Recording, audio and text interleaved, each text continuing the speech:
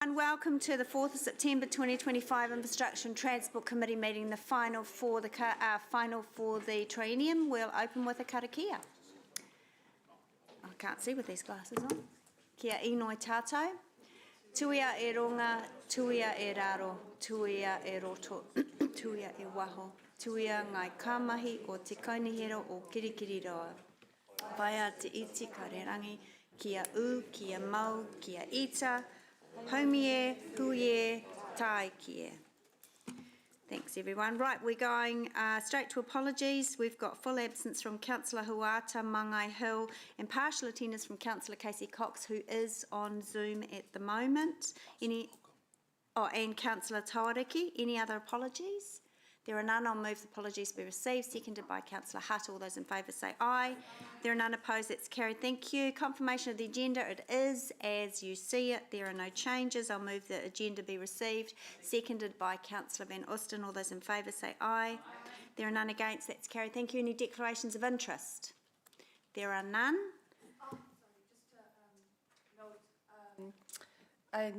Peach Grove Intermediate. I've got parents and parents-in-laws, teachers, current and past. Just noting it. Don't feel conflicted though. I'm just noting. Yeah, okay. Yeah. Oh, okay. All right. You mean you know parents and teachers there?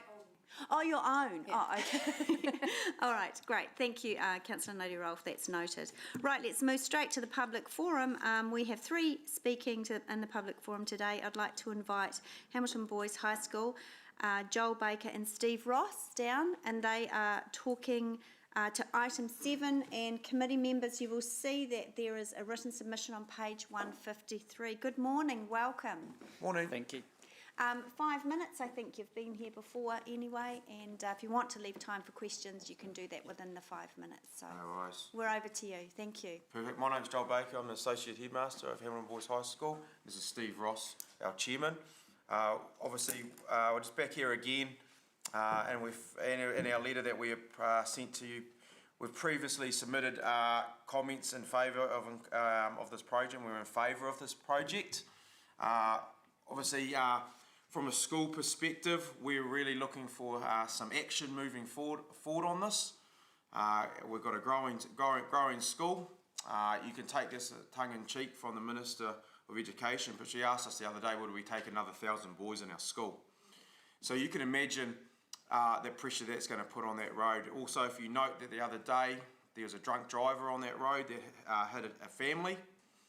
So if there's anything that we can do in that space, and this is what this whole project is about, I believe, is improving the safety of that whole stretch of road. I think that's really important for the school and for the school community and for our boys. I feel it's probably a time, personally, I feel like I've been invested in this. I've had numerous meetings and so forth. It's probably a position where now I feel if something happens on that road, I will be coming back here and directing it to here. I feel like I've voiced our concerns enough. We've identified that it is an issue, it is a big issue, and we're sort of looking for some change in that space. I've pretty much got the same. I'm Steve Ross, sorry, I'm current board chair at Boys High. I've been on the board for coming up 5 years, and every board meeting we discuss our concerns about this, and it's really become a health and safety issue for a number of reasons. Our parents will drop off, our students coming and going from school, and our staff. It's not getting any better, as much as everybody and as much as all the councils and the government are pushing for more public transport and people using public transport. We all know it just doesn't happen at the moment. So as Joel mentioned, the ministry is now pushing us to take another 1,000 students, so it's gonna be quite hectic for us. I think you've all seen videos of the current situation that we have out there. We've all got children, teenagers. As much as we push from a board perspective to our staff to educate and monitor with staff out at the beginning of school and the end day, students do what they do. And if they want to get across the road, 9 times out of 10 they'll take the shortest route. So what we've invested 300,000 this year on fencing Peach Grove Road and incorporating gates that are going to be electronic, that will be on timing to monitor the exiting of all our students. we sat down with Hamilton City staff around the development process, and we've aligned all our gates and everything with this proposal for pedestrian crossings and also the bus shelters. So we've taken the best steps we can possibly do. As current chair, my main concern is the safety of our students, and the last thing, and I think we would all agree, the last thing we'd want is a death on our doorstep. And I think if the proposal doesn't go ahead, we would all have to look at ourselves and actually ask that question, where does that fault lie? And I say that because this is not the first meeting that we've attended, Boys High, and it's not the first meeting that we've had at the school grounds with the council. So it has been ongoing. One of our other concerns is that council comes to us, talks to us, we get hyped up, word gets out that this is going to happen, and then for some reason or another, budget cuts within financial restraints happen, and then it's put on the back burner.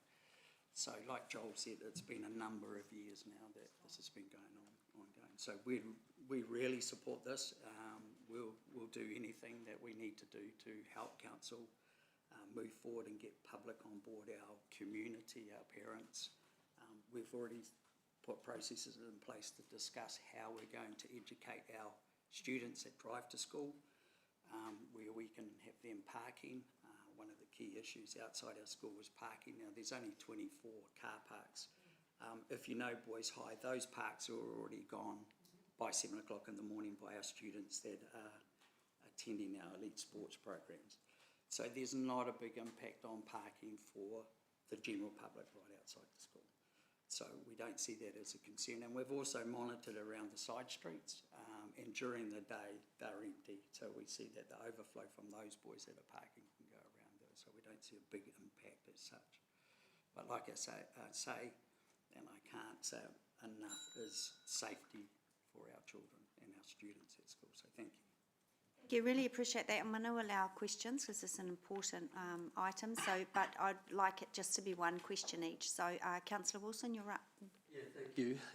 Can you give me a more in-depth explanation of what education you're currently providing them, your students, in terms of parking vehicles, using the appropriate parts to cross, and as a second limb to the one question I'm given, have you and will you consider providing more land for more parking, as the lack of parking seems to be contributing to the problem? I'll touch on the parking issue. Like all organisations, unfortunately, our funding comes from the ministry, so we're hamstrung with that. We do have a lot of area within the school grounds that we're looking to re-alter to do with the construction program that we're about to do, so that will free up a bit more of our tar seal hard surfaces that we can do allocate to more parking. As for education-wise for us. Yeah, so in terms of our students, the messages go through our Dean's assemblies. So that's our Deans lead those messages, and that's a combination of, in the senior school, parking education, and probably more in our junior school, around cycling and education using those routes. Also, we send out regular, and by regular I mean probably termly updates to all our boys and our families around parking and driving and everything around the school, involving Peach Grove Road and also Argyle Street as well, because it's just the congestion that happens there. Thank you. Thank you, Councillor Thompson. Thank you very much for coming in this morning. In terms of what's been proposed as the general concept for the changes, do you see the need for the full suite of those changes to go ahead? Is there an ability to stage an approach, and are you fully supportive of all changes proposed? I think as a school we're fully supportive of all the changes. Looking at like I own a construction business. Yeah. Looking at the proposal, I don't see how you would break it into sections and be cost effective.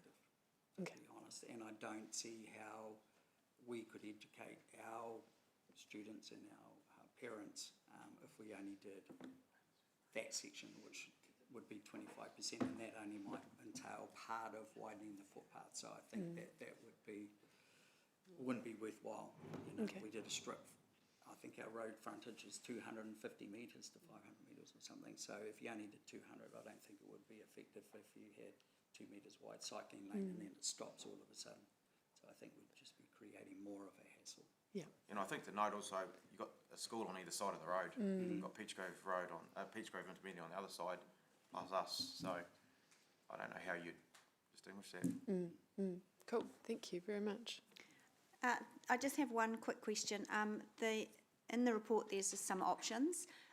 There is a staff recommendation. The safest option is to include raised safety platforms. You would have talked that through with staff.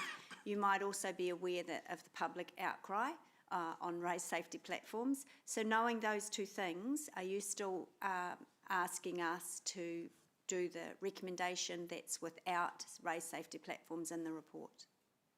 Yes, I think we're still fully supportive of that. Okay. I think it comes around to a bit that we're going to have to manage the education to our students about how they use our crossings and things like that. Great, thank you. But again, with those fences that we've put in and the gates and the location of the gate is all about funneling those boys, our boys, I should say, to those crossings. Yeah, all As right. part of this, what Joel sent through is also we've commented around the bus shelters because there are a number of small bus shelters and we've asked for those to actually be longer and actually space the gaps between them to align with the gates that we've just put in so we can actually control the flow of the students coming out as well. All right. Look, thank you very much, Joel and Steve, for coming and presenting a very, very clear request to this committee. Thank you. I appreciate your time. Thank you for your time. Thank you. Thank you. Right, our next speaker is Justin Denotta from Peachgrove Intermediate School. Justin is also speaking to the same item. Good morning, Justin. Welcome. Good morning. Thank you, and we're in your hands when you're ready. Good morning, Chair and committee members. My name is Justin Denotta. I'm speaking in, today as a member of the Board of Trustees at Peachgrove Intermediate School and as a local resident of the area.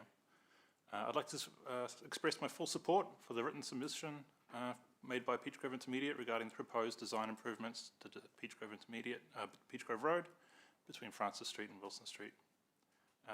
These improvements are not only timely, but they are essential. Every day our students navigate this busy section of road, and as a board we're acutely aware of the risks they face. The proposed measures, including the relocation of bus stops near Hamilton Boys High School, the installation of upgrade of signalised pedestrian crossings, and the creation of shared paths, directly address long-standing safety concerns. We particularly welcome the upgrade of the existing signalised crossing outside Peachgrove Intermediate. This is a critical route for our students, and ensuring the effectiveness is key to supporting active transport and protecting our tamariki. The curb realignments, removal of on-street parking, the raised safety platforms on the side roads, not only calm the traffic but also improve visibility and safety for all road users, especially the young pedestrians and cyclists. These are smart, evidence-based design choices that reflect the growing needs of our community and the importance of making the roads safer around schools. As a board, we are committed to the well-being of our students, and we believe this plan is a strong step in the right direction. We urge the committee to support the completion of the design phase, and we look forward to seeing these much-needed changes move into implementation. Beyond my role on the board, I speak today as a resident of this community. I live about 500 metres from where the proposed changes will be put in. My children travel to and from Hamilton East School and Peachgrove Intermediate along this route, and we all deserve safe streets, and they're accessible and built with care. I fully support the proposal as both the trustee and as a local resident. Thank you for the opportunity to speak today. Great, thank you very much, Justin, and thank you for supporting the previous speakers as well. There are no questions, so it's all very clear to us. Great. Appreciate your time today. Thank you so much. Right. Thank you.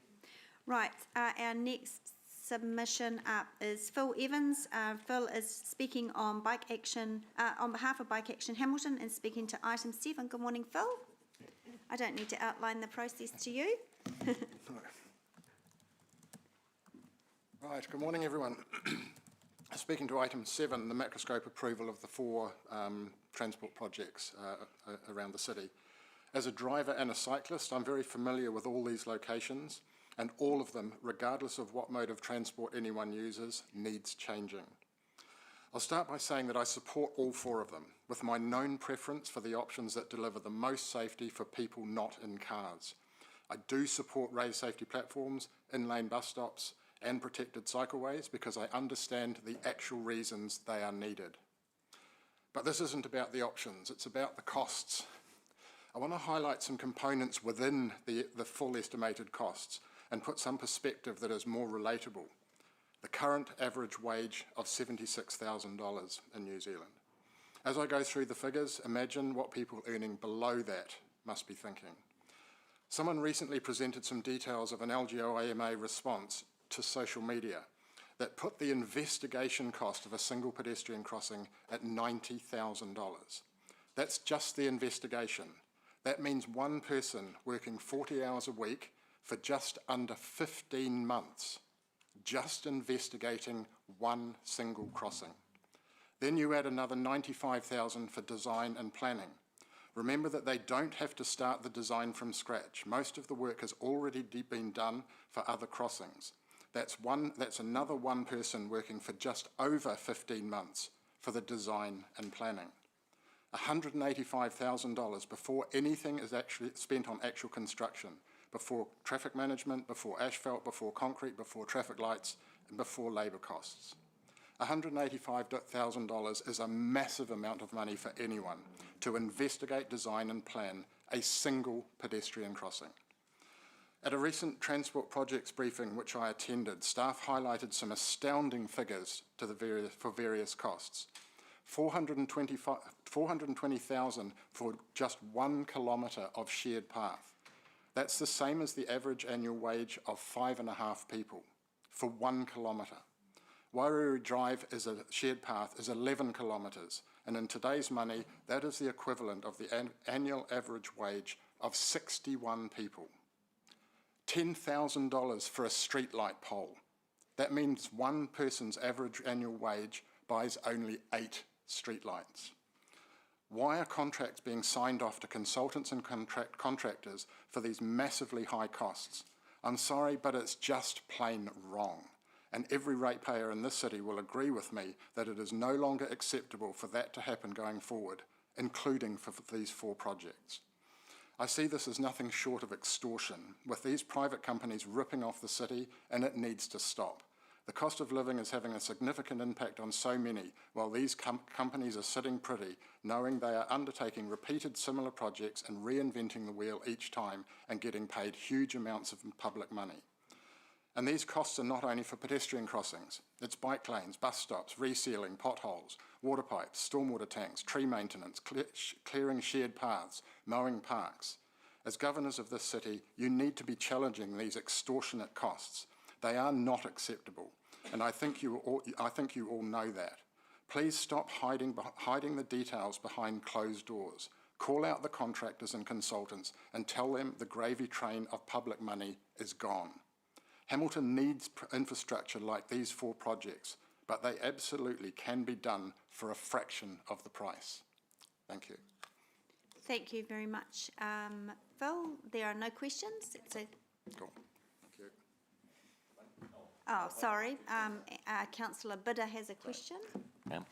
It's not actually a question. You've just got my vote. It's questions. Sorry, no, this is question time. Thank you, Phil. Thank you for taking the time. All right, let's move on. That's public forum done with. So item 5 is the infrastructure open minutes, 24th of July. I'll move. Councillor Wilson's moved and Councillor Pike has seconded. All those in favour say aye. There are none against. It's carried. Thank you. Chair's report on page 15. I'll just take the report as read.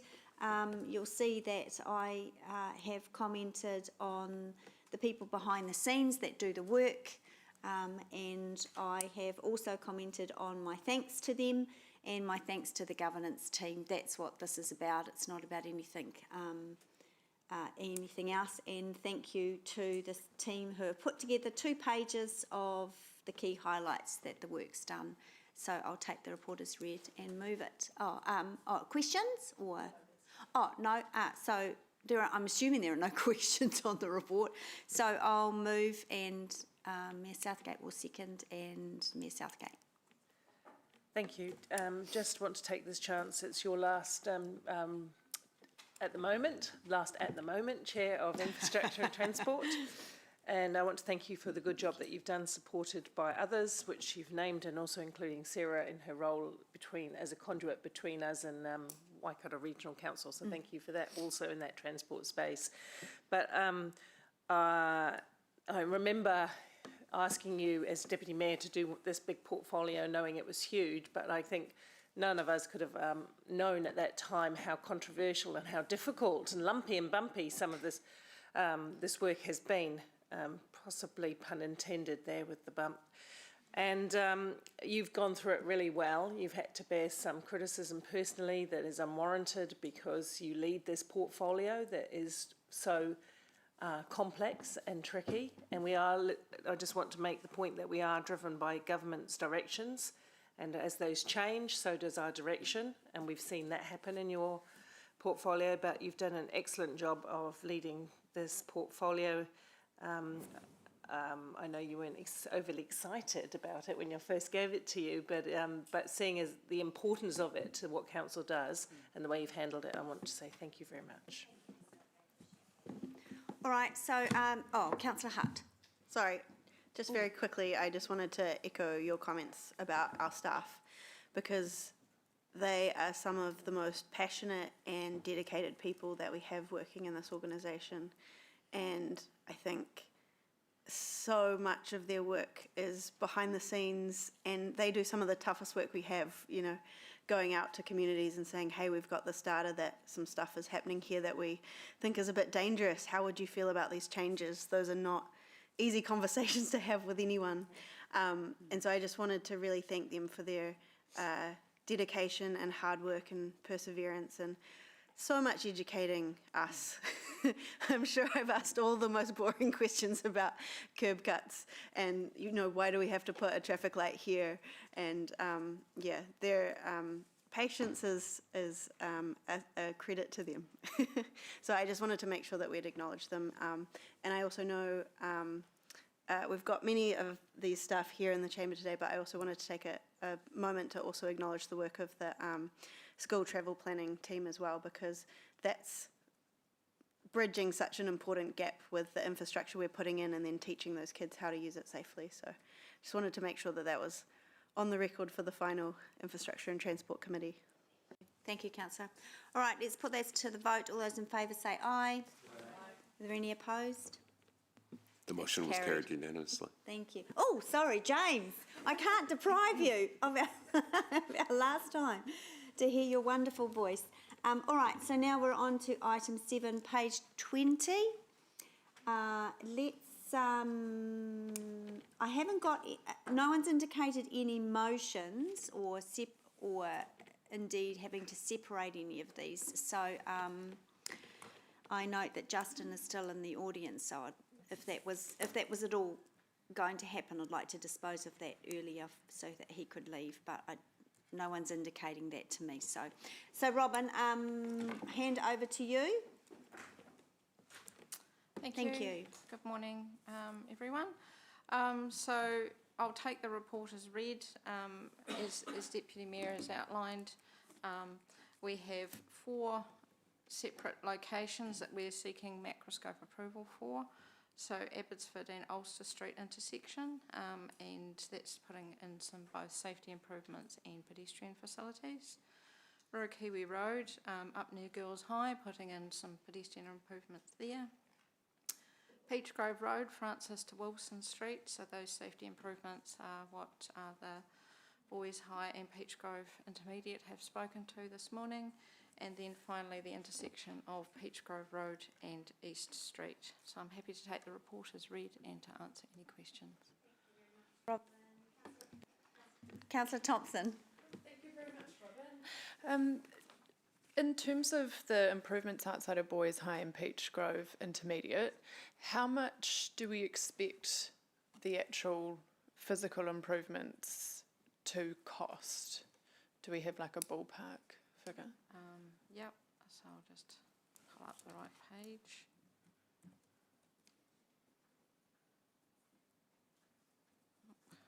Was it the right page. Sorry, I put the clause number in instead of the page number. Apologies. So the recommendation for that one, where am I? Was it 5 million?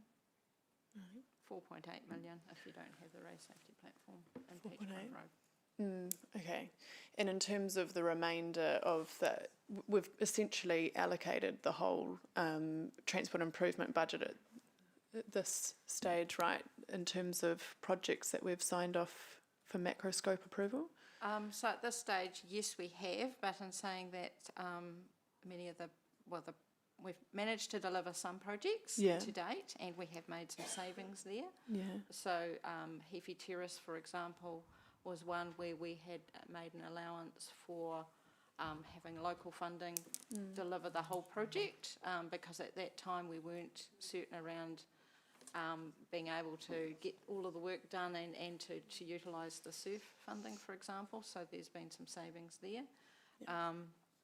The River Road crossing outside Dio is another one that we've delivered and has come in under budget. So once we get through a bit more of this work and get into some of those designs where we can then refine the costs even further, we're reasonably hopeful that we'll be able to find the funding within the budgets. And that was why the recommendation is to proceed with the design work on this, but then to come back and relook at the whole program. Given say if we look at some of the projects here, say Ruakiwi Road, acknowledging the need for something there, would you say in terms of urgency for these projects, would you see the Peach Grove project potentially being more urgent than that one, given the long-standing requests for safety improvements and the number of the amount of activity in that area? Certainly there are greater volumes just because you've got two schools either side. The Ruakiwi one does get a lot of students as well because it's next to Girls High and is well used by commuters who are parking in around the lake and that sort of thing and then coming into town. But if you're looking at number of pedestrians, cyclists and that sort of thing, then certainly the Boys High has a higher number. And when you were talking about savings, Robin, throughout the program, were you thinking it's potentially possible that we would have enough savings to actually deliver the construction of the Boys High Peach Grove project? Yes. All of these prices, we're at the very early stages of concepts. As we get into design, that's where we work out whether some of those contingencies that we had allowed for are going to be needed or not. And it's, that allow for the worst case, hope for the best, and we generally manage to get the best. So the aim will be, as always, to deliver all of these projects for the cheapest price possible, and then those savings come back to elected members. Like I was going to say this committee, but of course we don't quite know what it's going to be, but then are brought back so that the decision can be made as to whether that funding is reallocated to other projects or whether that's banked, and that's going to be a decision for future committee meetings. Okay, thank you. Just the last couple of questions. Thank you, Chair, for your patience. In terms of the costs, we had a briefing around this, and there was a question in regards to, for example, looking at whether there are more roles that could be in-house and where we could save money, and that was, and the response there was that it was something we needed to direct the CE on. Is there, this may be a question for for Tanya. What would be an appropriate motion here to request that work to be done to look at how we could review our delivery models for different aspects of these projects? For example, whether design could be delivered, some of that in-house, or the construction supervision or other aspects of it. I think, Councillor Thompson, there's a future opportunity through the annual plan and long-term plan to raise that. The challenge that we would have currently is to bring that all online and with enough speed to enable us to deliver the program of work that you've signed off on. And the cost-benefit analysis of those things. If we were to bring in-house design, there's a cost of setting the design up and getting the experience versus the cost of having consultants or contractors do that on our behalf that are in a position to be flexible and adaptive and up to play a lot faster than potentially what we can do that in-house. Thank you, and I recognise changes wouldn't be immediate, so my question is more looking further forward to, you know, say a year's time or two, you know, when, so it wouldn't necessarily be for the projects on the table right now, but starting the work to understand what other delivery options could look like, or reviewing how we could achieve savings on projects and for that to come back to councillors for consideration in the new term. I think if we can do that as a staff action Yep. and then do that through the CE's office, because it wouldn't just be an impact on these types of projects, there could be opportunities outside of that as well. Okay, thank you. A staff action would be excellent. Thank you very much. Councillor Bidder. Thank you, Chair. Robin, comparing the proposed Ruakiwi pedestrian crossing, signalised at-grade pedestrian crossing, compared to the Heafy Terrace at-grade signalised crossing, would most of the design work be standard details repeated from the Heafy Terrace crossing? No. Each, when it comes to traffic signals, we have to take each site on its own basis. So that's looking at your visibility, the alignment of the road, those sorts of things. There is a lot that is very similar, and we do have some in-house design capability for assisting with that. And then we've then got to deal with all of the levels, etc., for where the water goes and how that all works as well. So there are components to it, but each case has to be on a case-by-case basis to ensure that it's going to be safe. Do you think $95,000 for design and planning is reasonable for a pedestrian crossing? I can't comment on those 95,000 because I don't know the site that's being referred to.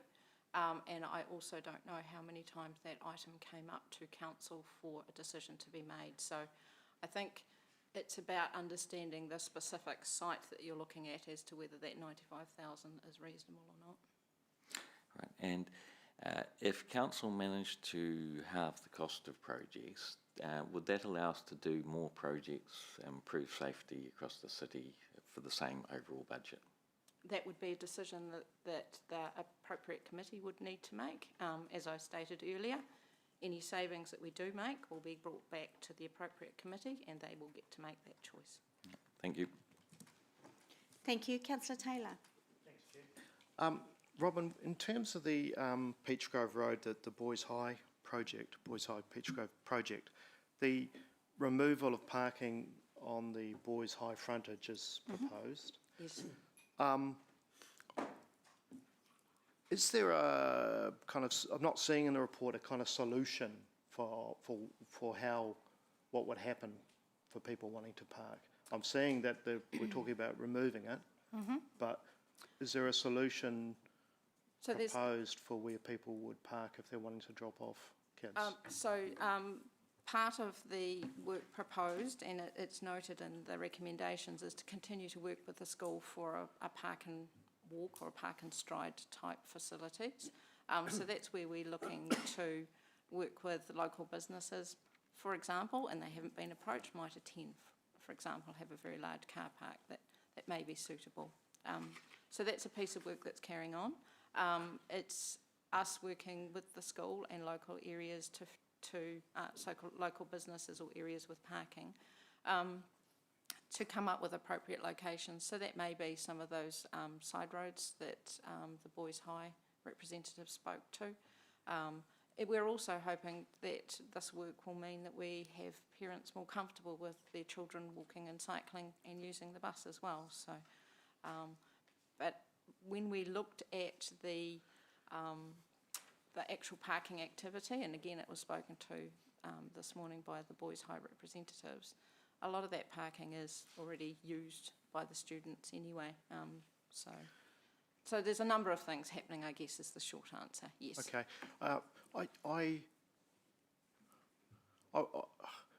Before we sign off, or not sign off, before we agree with a macroscope that commits to removing parking, wouldn't it be good for us to have a solution actually in hand for how we would replace that parking?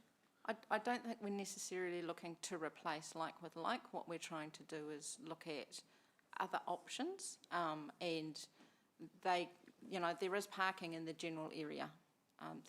There is not a need for every student to be dropped directly outside the front of school. Yeah. The school has got multiple entrances, and there are other options available. So we're happy to work through this. As the school have indicated already, they're happy with the loss of parking as well. Okay. And they're the most impacted party in this case. Okay. Can I just perhaps give some reason for my concern and ask the question, because I'm thinking about projects like Rifle Range Road where we took away some parking and there was some issues out of that, perhaps unforeseen issues or whatever. Given that experience, should we not be more sure of where we're going with this before we commit to removing parking? I think Rifle Range Road had impact on residential properties.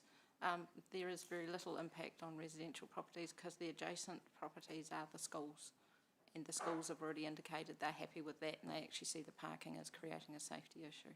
Nevertheless, it will have issues for some people wanting to drop kids off who have been doing it for years. And that'll be part of that program for the school and us to work with them to find alternate locations. Sorry, if I may, through the chair, jump in there for you, Councillor Jeff, as well. What you're approving today is the design, and the macroscope for Peachgrove Road will come back to a future committee, and in that report we can address the loss of parking and the mitigations for that parking. Thank you. Just one last question, thanks, Chair. There's a reference in the report, I think on page 44 at the bottom, to the Peachgrove Road project about the fact that the option 1, the recommendation, is in line with what was suggested with the Eastern Pathways School Link project. Mm-hmm. That's right? Correct. And I think at the finance meeting last month, we were told that because that project didn't go ahead, there was $3.5 million that was capital but is now having to come out of operational funding. That's correct, isn't it? I understand that. Okay. Yeah, and so the aim is to make sure that this is fitting with that, so that work can be capitalised. Okay, so with that 3.5 million, this one is going to cost a further. So we've got 3.5 million, which we have essentially spent on the project, and this would be another 4.8 million basically spent on the same project. So that 3.5 was for the full length, so that was from Clyde Street all the way up to Wairere Drive. So this is only a portion of it, and that was working through. Will go on the same project essentially. Yeah. Okay. So that 4.8 plus 3.5, it starts to add up. Yes, and I guess that's a reflection of the business case requirements that NZTA had for us to try and unlock funding at the time. Thank you, Chair. Thank you. Councillor Wilson. Yeah, thanks. Deputy Mayor. Robin, you've worked on all 4 of these projects? Yes, I've been involved with all 4, yes. Okay. So just remind me what the aggregate design cost for all 4 is. I don't have that detail, I'm sorry. Why not? I have a team of people who work with and go through the specific requirements and then come through with the rounded up number. I'm sorry, I don't have that to hand. Could you find it? Could you have your team in the next sort of 5-10 minutes? Because obviously there are 4 projects, there must be 4 lots of design. I want to know what the aggregate of the design for all 4 of these projects. I don't know where my team are immediately. Right. Yep, sorry. Tanya, surely you could ask someone to give you the total aggregate of all 4 projects for design. If you can allow us some time, Councillor Wilson, I can see if there's some staff available to.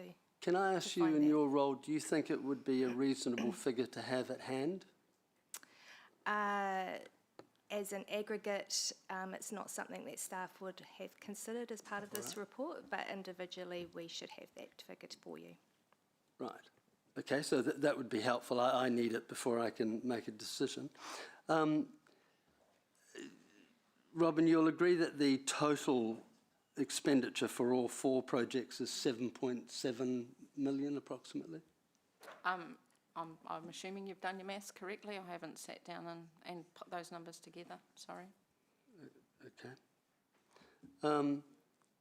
There has been lots of discussions at workshops, etc., about the importance of the schools allocating some land, potentially some land for designated drop-offs or additional parking. Would you agree that we've discussed that? Yes. My understanding from those discussions is that you were going to follow up with the schools and get some confirmation. Has that happened? I'll look to Martin to provide that, because he's been the one that's been heavily involved with the workshops with the schools. Martin?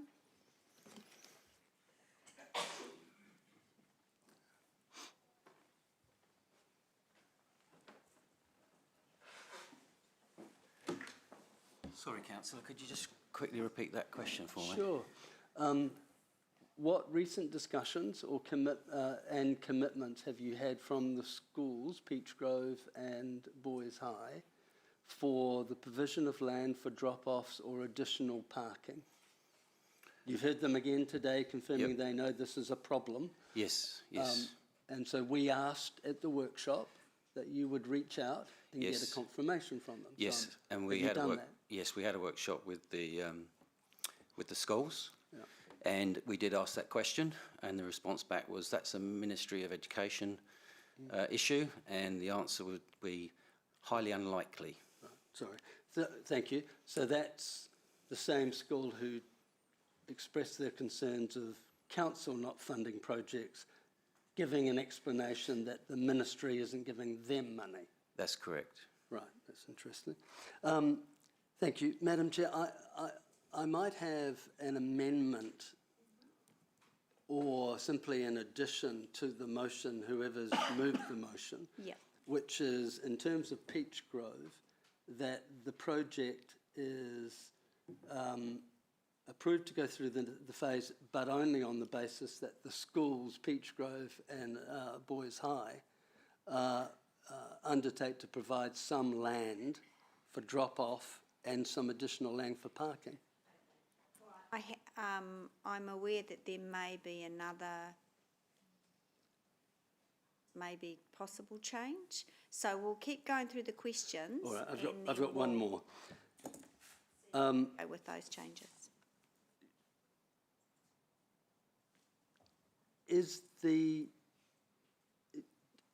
Do staff believe that it will be important that there is a designated drop-off or additional parking provided by the schools? Not provided by the school. I think we can manage it within the wider network area. As Robin has previously explained, we are looking at those pick-up drop-off areas within a short walking distance to both schools. So we've already identified some potential sites for that. The current parking along Peach Grove Road is quite limited anyway. And what you find is that the pick-up drop-off that's occurring there is actually occurring illegally on broken yellow lines in cycle lanes. There's only 26 parking spaces on that section of Peach Grove Road, and generally they're full by the time people are doing pick-up drop-offs anyway. Which is my point. So I think I just need clarity. So you're saying the solution you're going to come up with is finding additional drop-off and parking locations on side streets in the area? either at local businesses that will agree to accommodate that for that short period of time, it's on school days, or in side streets where it's safe to do so. So, for example, Barclay Intermediate have an agreement with Hillcrest Supermarket for that sort of drop-off, pick-up sort of activity to happen in their car park. It's within a reasonable walking distance of the school, Right. but it provides a safer location, and what it does is it reduces the amount of traffic moving through that really busy location, and so trying not to have a drop-off, pick-up immediately in front of those schools is a safety benefit as well, because you're just reducing the amount of traffic that's going through and trying to move through all of those people crossing the road. But producing more pedestrian movement. The pedestrian movements are there, whether they're crossing the road to jump in mum and dad's car, or they're crossing the road to then walk around the corner to get to where they're parked slightly further away. But All it right. means that the car's not then moving through that area. So final question then. In your analysis, when you've done all of this work, what's the additional projection of people using public transport? For 7.7 million aggregate over the 4 projects, 4.5 on Peach Grove, you must have turned your mind. I'd need to go back and look through the business case on that we put up to Wakatai. I haven't got that detail with me at this stage, no. So I guess, was your question around all 4 projects, sorry, councillor? Well, or just this? I'm happy. I'm Okay. happy if you just answer any of them, but let's go with Peach Grove. So I guess the point of this project hasn't been about public transport improvements. It's about getting to the school buses safer. The project is primarily around making sure that people can walk and cycle in that area safely. Where the public transport currently parks is not safe because we've got children crossing between parked buses. So that's the public transport safety improvement. Right. And that's my point. So there is a public transport safety improvement component. There is, I agree. Yeah, and that's relocating the stops to a more appropriate location on the corridor that can be easily accessed by the students. And that aligns with the work that the Hamilton boys have done on their site by fencing and channeling students to particular areas rather than having them crossing willy-nilly.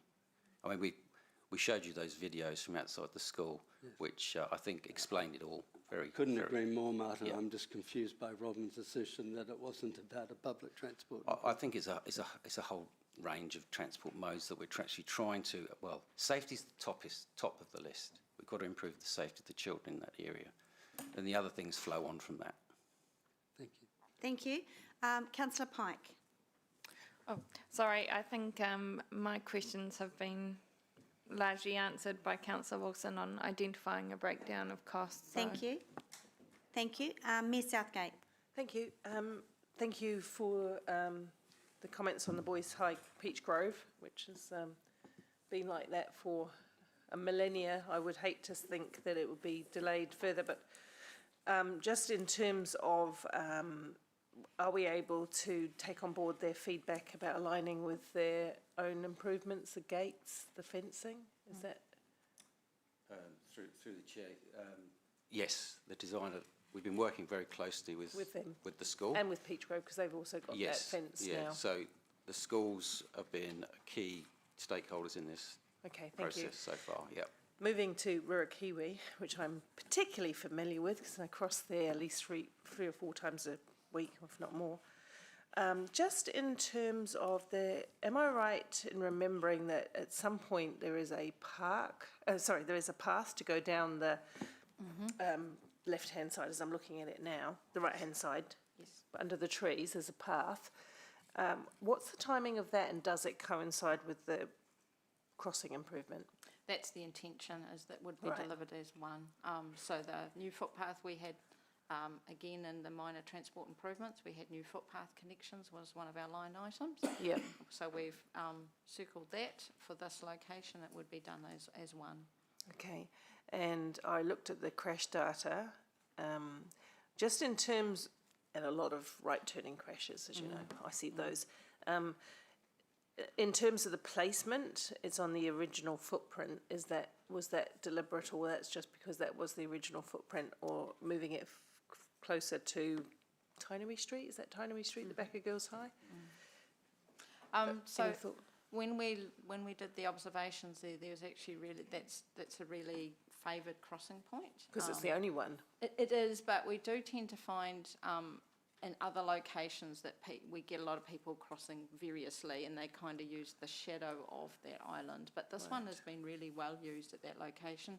Yep. And it also fits well with the potential in the future. So elected members have asked us to look at whether we do an intersection upgrade for that one, and those options have been put forward. But the location of these traffic signals will work with any of those future options as well. So just one final question on that. I don't want to design it. That at the moment there is a place in the middle where you can pause before, because of the phasing of the traffic. That would take that out, and you'd have to cross all in one, or be perched in the road. No, cross all as one. Crosses all as one. Yes, so you're not standing in the middle. And the signals are going to stop all the traffic, so you can get across as one. So it is a signalised one. Okay. Yeah, so it'd be phased to match with the one at the bottom of Road Kiwi, because I find the gap comes, right, but it's phasing. This is a long way away from that one, so no, they'll operate independently, but I guess that's part of the design work that Councillor Bitter was asking around. It's looking at what is the location, approach speeds, where do we put loops, so that we understand that we're not asking cars to stop without enough warning, those sorts of things. Yeah, because my next question was about the actual behaviour of the drivers. The accidents are caused by trying to get across a busy road, or that funny diagonal one that I use. And people race it, so that's been factored into it, I imagine? So that's all part of it. We think that these signals will provide some more gaps for some of those activities to be able to happen safely, so that people will not have to wait as long, not be as frustrated, and therefore take risks that they're taking currently. Garrett, thank you. Councillor Hutt. Thank you. I noted in the Hamilton Boys High letter that they had some further recommendations about the bus stops, or requests to us for the design. I just wanted to understand, we were just going to move the existing bus stops, but it sort of read like perhaps they wanted a different design of bus shelter? The design of the shelters will come when we get to the detail. Yep. We are aware that the school wants something slightly better than what's currently out there, and I fully agree with them, because it's pretty poor level of service for the school children at the moment. So yeah, we'll work with them on the design they want. I basically can see a longer, larger shelter going in there to accommodate as many students as possible. Oh, okay. So that's all, what their further requests are all still possible? Oh yes. Okay, great. I noted that they also said in their verbal submission the impact on parking is very minimal and students know they can park elsewhere.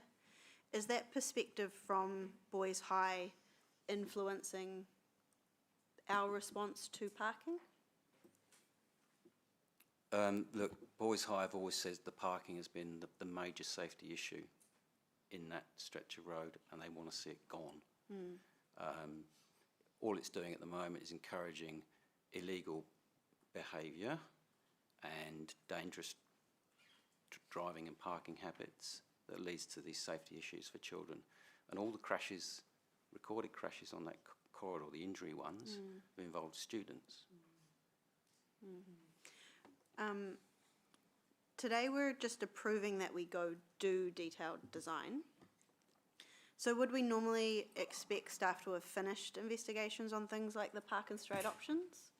Or we'd expect you to have finished that by detailed design being finished? I think we're obviously, yes, we're looking for macroscope approval. These park and stride options will come out of consultation with local businesses and the community. Yeah. So once we've got approval for this project, that enables us to go and have those conversations. Yeah. And so we don't want to do that work ahead of having those conversations. Yeah, yeah. And just in terms of the timeline for Hamilton Boys High and Peach Grove, so I completely understand we're waiting to see what budgets are left over to add together to do this, but just in terms of what they said about, we feel like we get hyped up when you come talk to us, and then we have to sort of accept it might not be going ahead. So we will know at some point between now and the end of the financial year if we've got enough spare change to put towards this.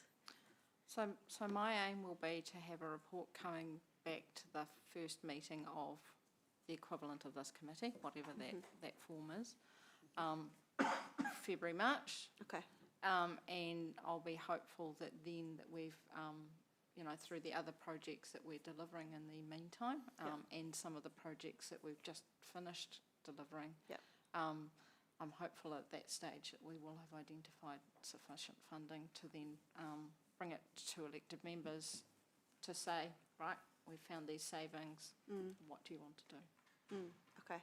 And so that will still be a decision for us to make, to say that money should go towards Peach Grove Boys High?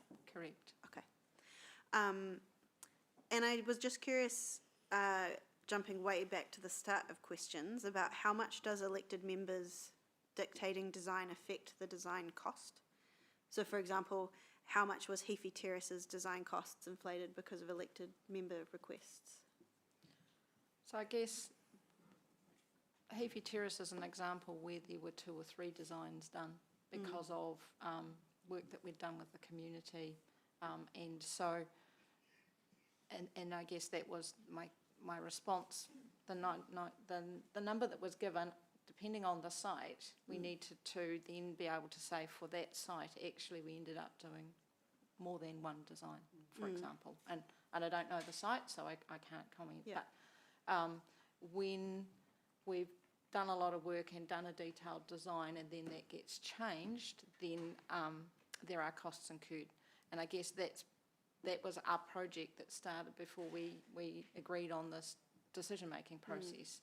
And so the aim is through working through development of the project report, the high-level concept, the workshops with elected members, and then bringing a macroscope design, is that we only do it once. And that we, as staff and elected members, all understand when we start into the design process, we've all agreed that that what we're designing is something that everyone's happy to then have delivered.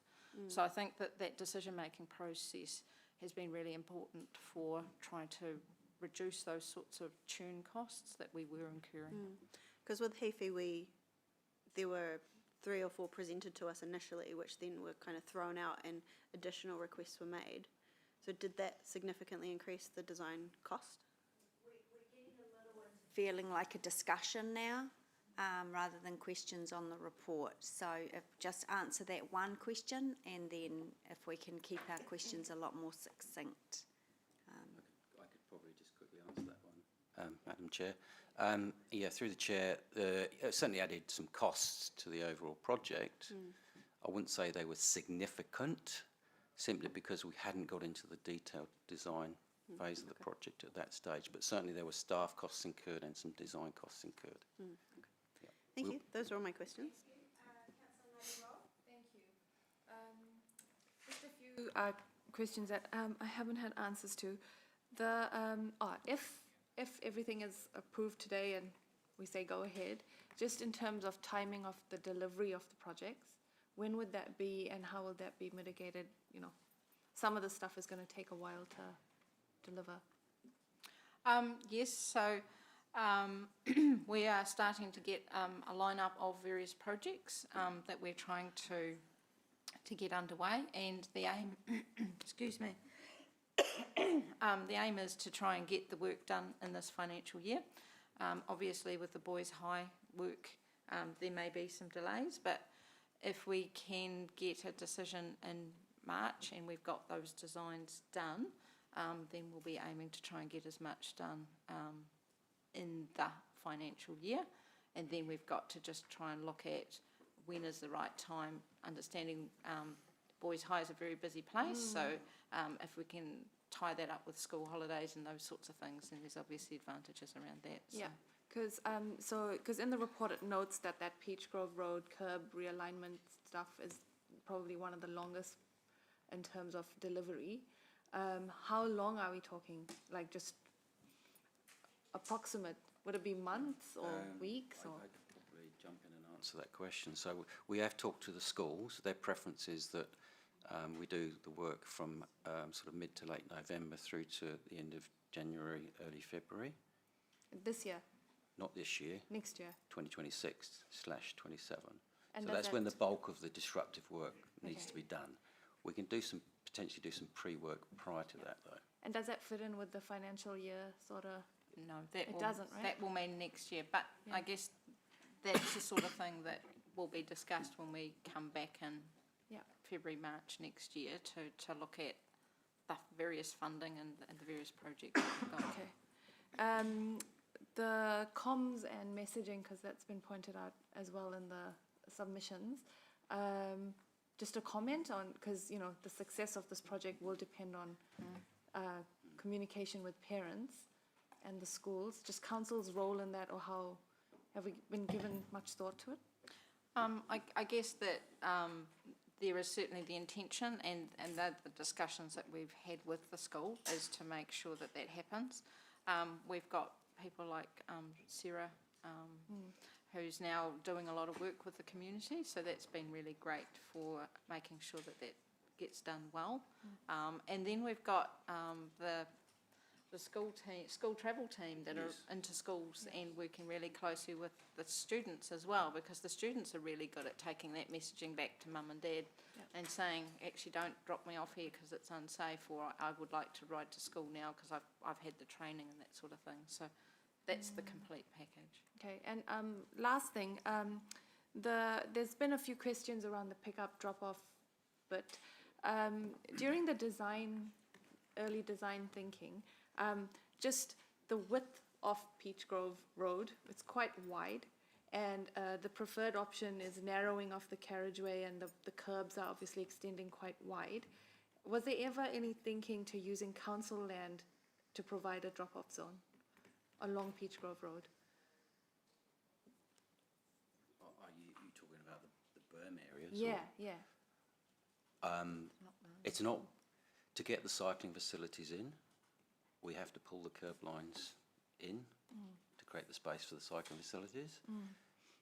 If we leave any parking along that road, it's going to still result in dangerous and bad behaviour from parents, and that's what the school don't want to continue. They want to see the parking gone. Not parking, sorry, Martin, a drop-off zone, like, a drive, drop, leave, sort of 2 minutes. Kiss and drop. Yeah. Kiss and drop. Kiss and drop. Yeah. Look, we did think about that. We did discuss it with the school, but they still believe that would cause an issue, and it will also reduce the opportunity to provide those good quality cycling facilities that the schools want. Okay. The kiss and drop sounds good in theory, but in practice you tend to find that unless the student is right there, that it takes time, and that just creates delays and issues. And I think Councillor Maxine's got experience with Ham West and around the Horn Hammond area. It is something that we have tried, and we've done a lot of work. Drifting way Sorry? outside our brief. Thank No, you. that's okay. I know there's several motions and amendments, and so I'm going to adjourn now, and those members can talk to each other and talk to staff if necessary, and we will come back when you have sorted that out. Thank you.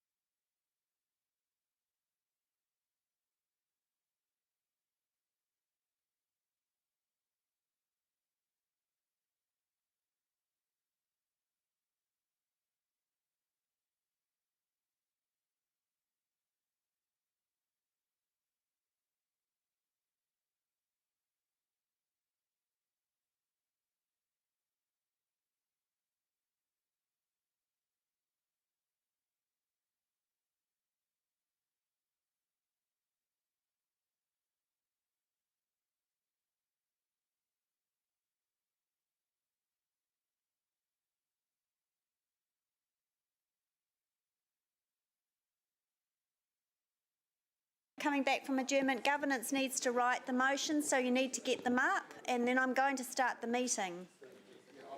Yay, meeting! Yeah. Yay, meeting! Right, so are there any other questions? I'm going to tighten this right up because it's 11:15 on the other projects while we get the motions and amendments sent to our governance team. On any of the other projects, succinct, clear questions so that you can make a decision. Otherwise, let's get the motion and amendment up on the board. Councillor Hutt? Can I ask a question about Abbotsford Ulster? Yes, please do. I was just curious, when we do the construction, are we able to sort of... Excuse me, Madam Mayor, but it's hard to hear Louise. Chair, Madam Chair. Sorry. Be more polite. But excuse me, Madam Chair, this... Yeah, sorry. One conversation.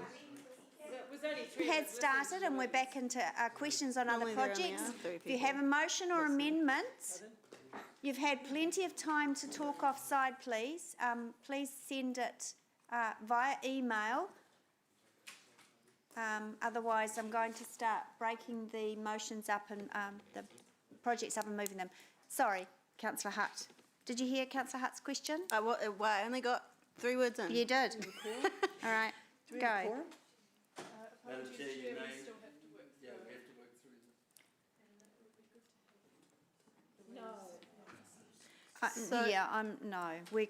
them. I'm not adjourning again. If you need more time than the 20 minutes that you've had, then you need to perhaps think about deferring the project for more information or something else, because this meeting needs to continue. So, thank you.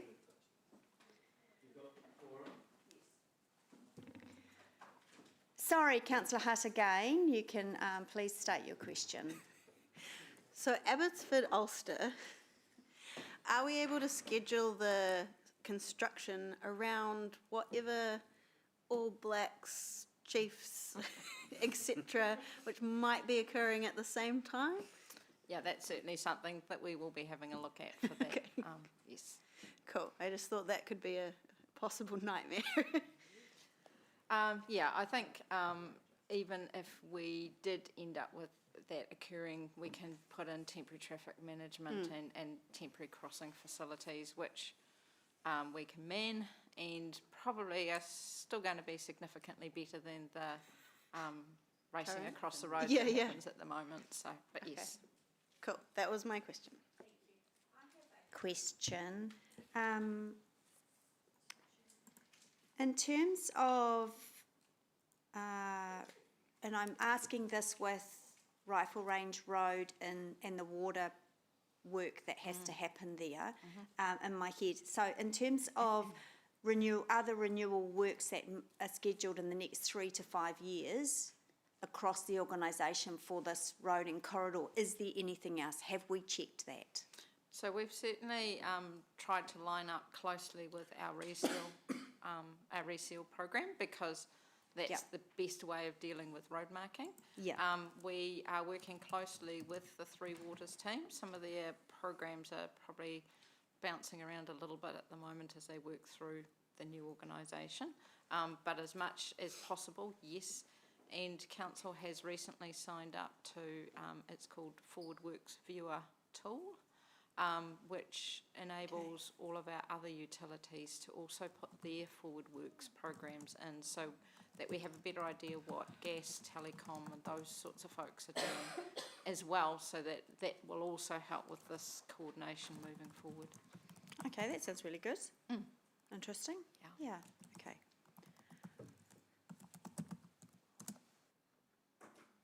Excuse me a minute.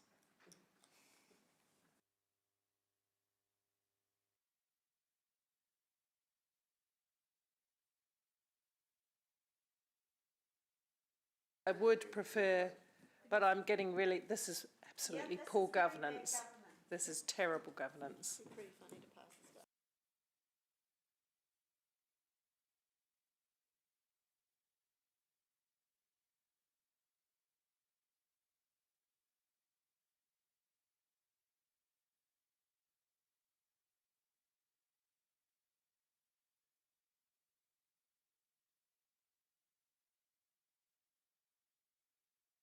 To come back into the room.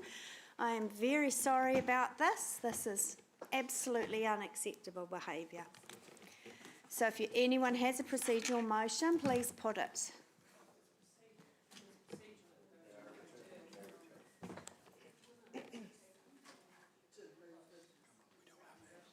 Okay. We've also lost quorum because the members are out of the room. So, and now the members are back in the room. We have quorum again. Do you have a motion? Does somebody have a motion to put up, please? We have sent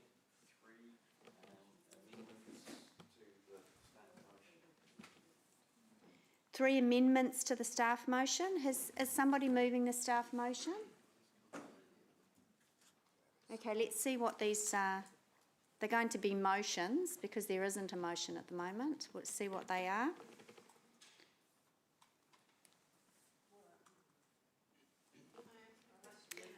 I think we're done with questions. There'll be, there will be when it's up. Yeah.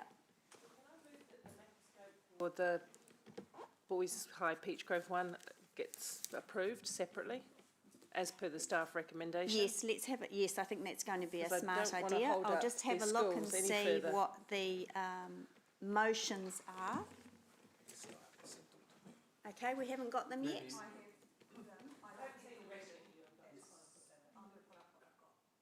Yeah, no, put up what you've got, Amy.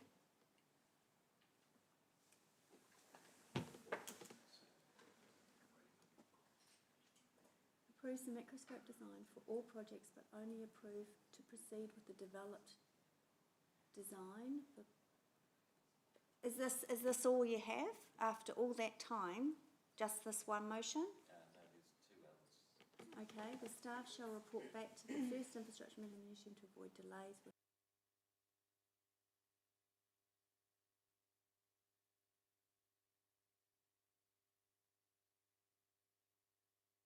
let's not discuss this. Let's let, so is this whose motion is this? Councillor Bidder, thank you. That's all we've got. So Sarah's doing one, and that bottom line about prioritise Boys High first, that's a separate motion. So we can deal with the 2 parts separately. So the first motion, let me just talk please. So the first motion, Councillor Bidder is down to savings shall be retained in road safety budgets to be used Correct, on new projects. yes. Okay. All right, that's clear. All right, so I'm going to take Peach Grove Road. I'm going to do... Yeah, I know. Just let me... Yeah. I'm going to move that the staff motion on page, staff recommendation on page 20 be received, seconded by Councillor Hutt. Or I can take that as an amendment because we've got Councillor Bidder's motion first. So that's the first motion. The amendment will be the staff recommendation.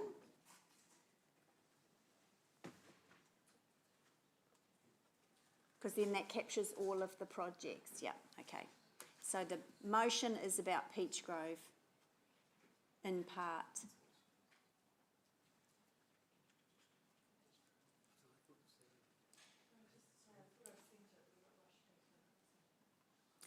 I don't think after the length of time it was quite...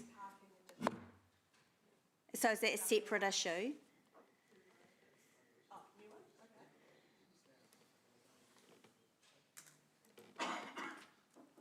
Because I thought your Sarah... No.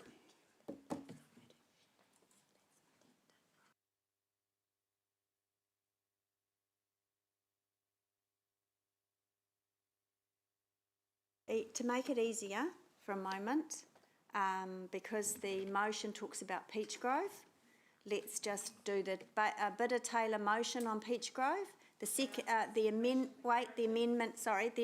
on Peach Grove will be the staff recommendation. We'll separate that out. Yes,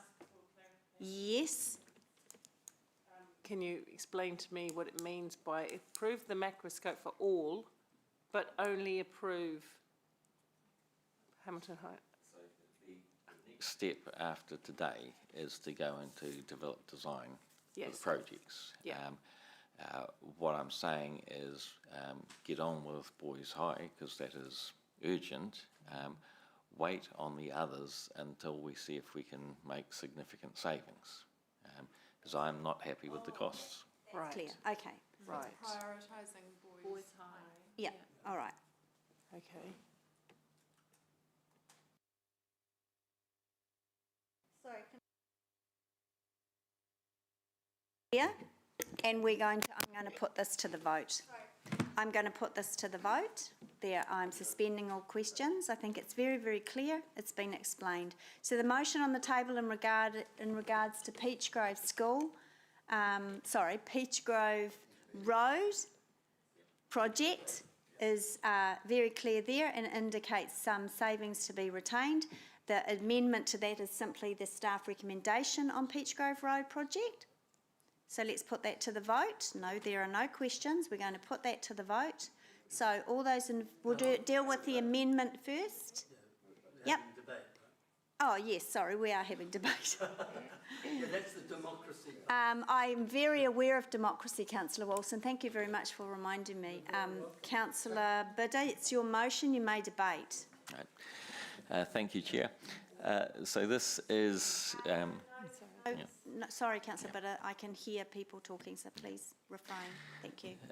So we've heard today about the importance of the... Yeah. Still hear people talking, please. Thank you.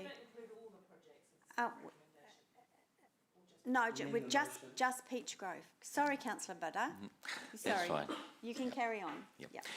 Yep.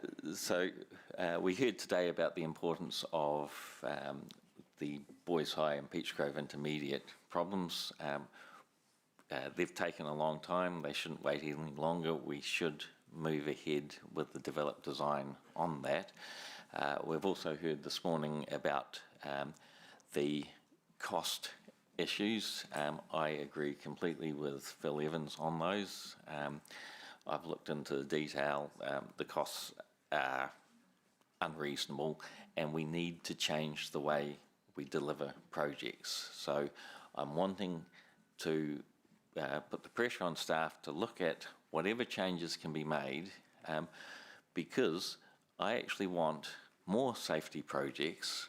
I don't want to cut the safety budget, but if we can cut the cost of projects, then we can get more safety for our money.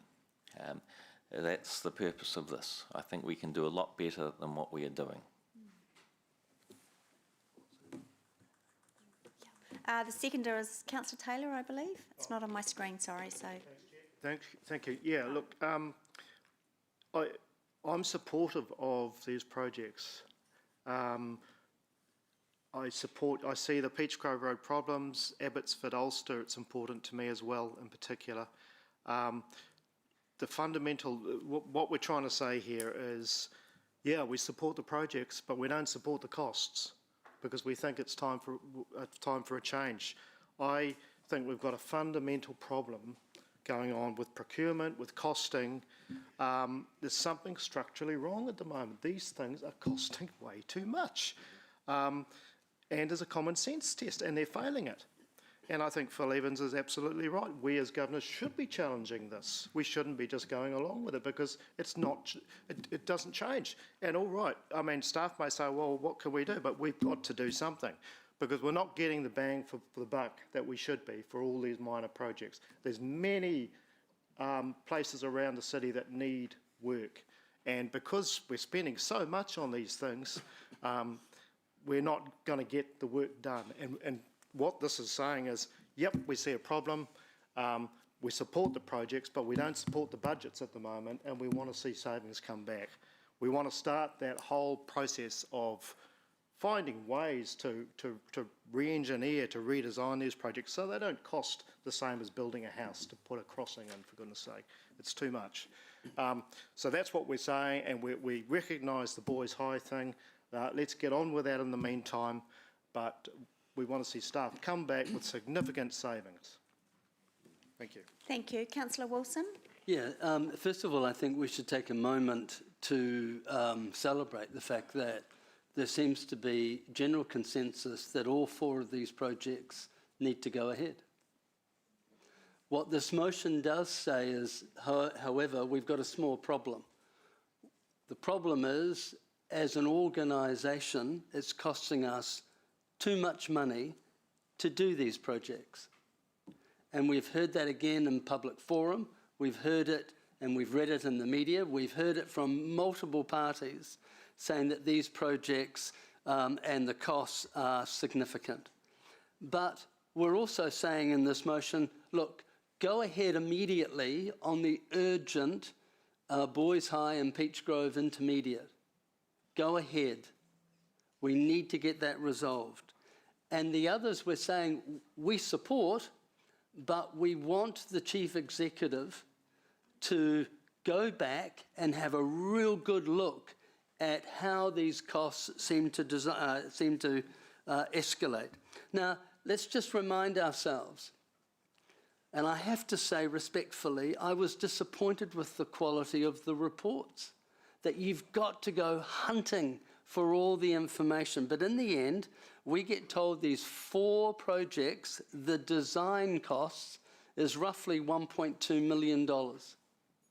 So just think about that as an organisation. We should be doing more of this in-house. There's an opportunity for our Chief Executive to start implementing that, and that may give us an opportunity to do more of these projects. So we're approving in broad an agreement that we're going to do them all. We're prioritising Boys High and Peach Grove to get it done. We're sending a clear message to the Chief Executive, get the costs under control. We're giving an example with this design as one, and we're at least starting to head in the right direction. Councillor Pike. Thank you, Deputy Mayor. Look, these projects are crucial for the city in protecting public safety. As Boys High and Peach Grove have noted, their long-standing safety issues with near misses, which are highlighted in the report and the workshop briefings.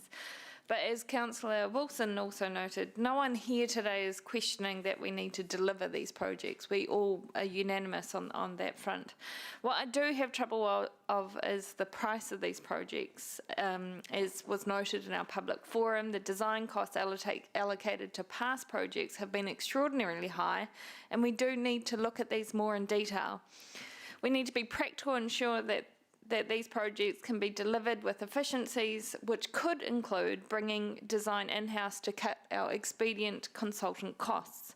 If we identify these savings across all processes, then we can look at actually delivering more crossings, more safety, and better protections for our community. So I thank Councillor Taylor, Councillor Bitter for working on this, Councillor Thompson for working with them, and I look forward to supporting the motion. Thank you. Councillor Thompson. All right, thank you, Chair.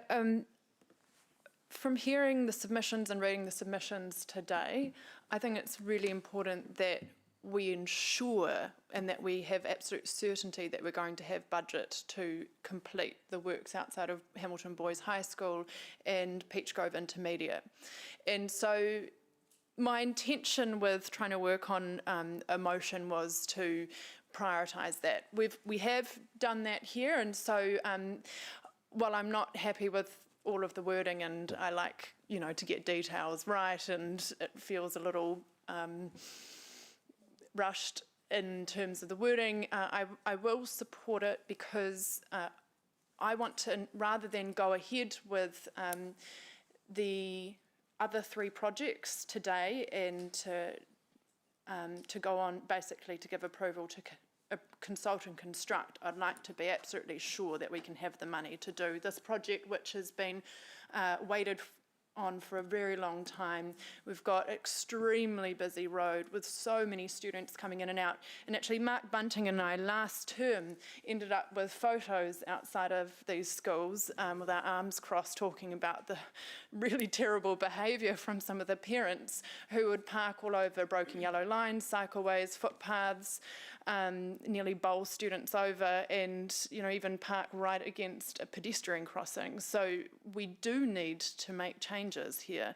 And I also agree that something that I've been increasingly interested in is how we ensure that we're getting the best bang for buck for these projects. And it's time that we do seriously consider whether there are functions that we bring in-house. We've got to look at ways to deliver these cost effectively, to give residents confidence that we are using money in the best way possible, but also then we can do more of these projects across the city, because we know that we've got a massive city, growing population, and we've got to be able to do more.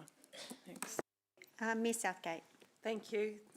Thank you. Look, a couple of comments. I do want to speak up for some of the other projects. We do. First of all, I do want to support the priority given to Boys High and Peach Grove, and we've heard why.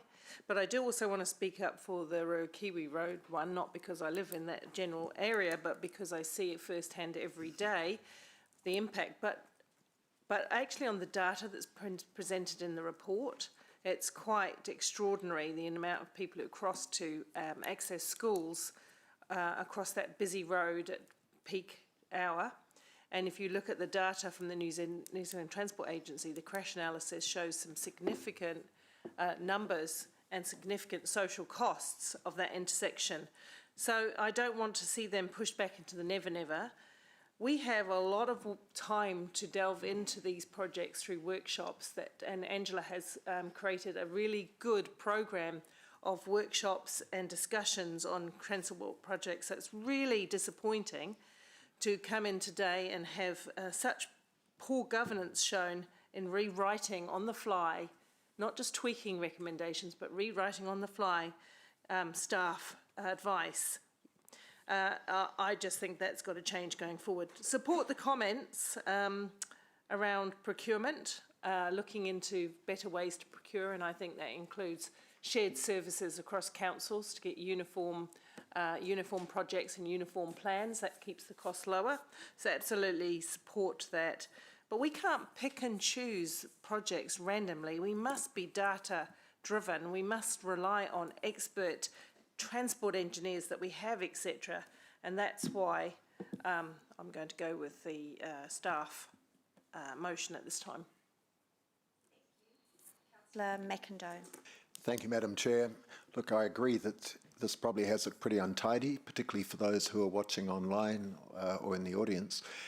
And it has, to my mind, underlined some of the problems we have with our standing orders and the structures for our meetings. So probably that is an area where we try to work in the next term, those of us who may or may not be here, on our governance procedures. But I want to echo the comments that we've heard from Councillors Bidder, Taylor, Wilson, Pike and Thompson, because I think they have all been trying to be very constructive, and in particular they've emphasised the fact that we all support the overall thrust of where these motions are going. We all recognise the importance of these projects. We're all concerned about the safety implications, but most, if not all of us, are also increasingly concerned about the cost of many of these projects.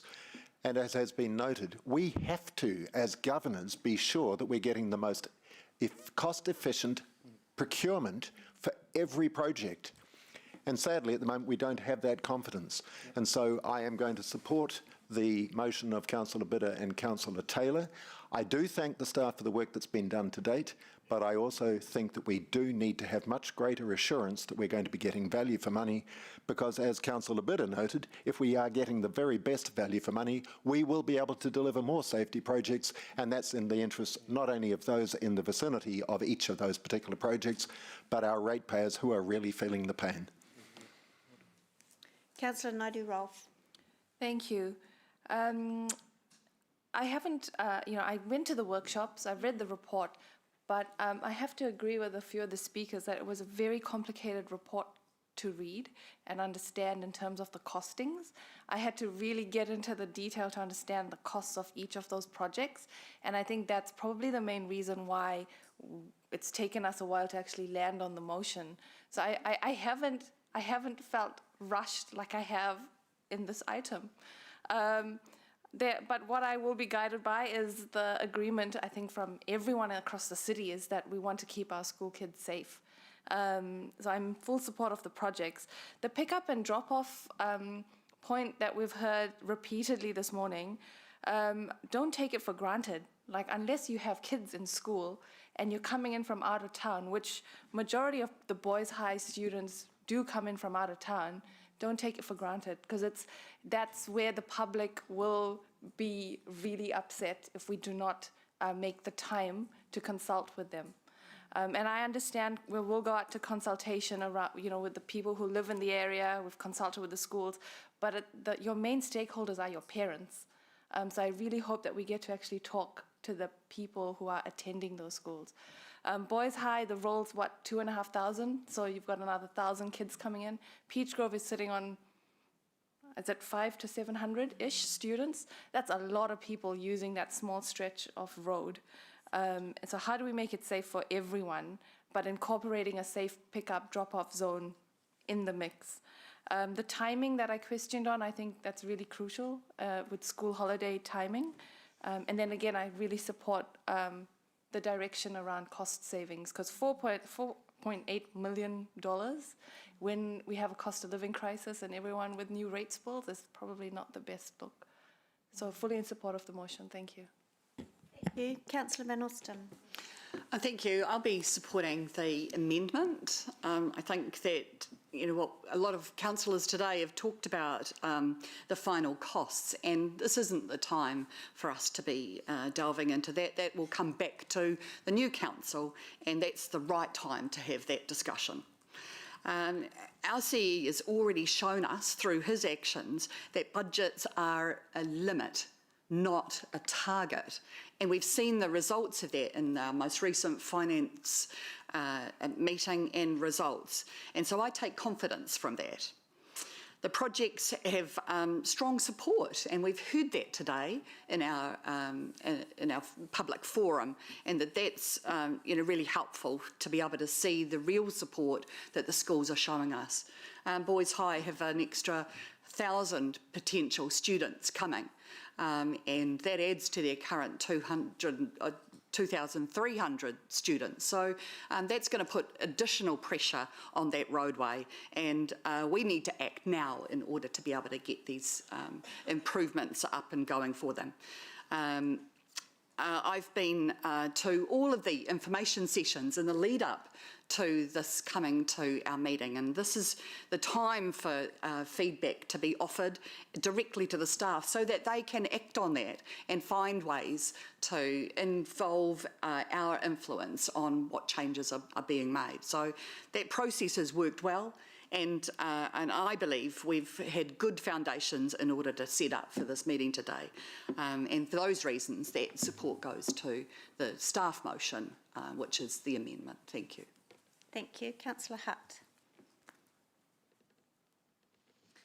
It's really nice to hear that we are all in agreement on safety for our students and our communities across the city. But I am beyond disappointed in how we have done democracy today. Whichever motion passes will be fine, and communities will eventually get good outcomes. And yeah, I absolutely support making savings, but I am just baffled by some of the way that this has come about. We had a really robust process for how we prioritised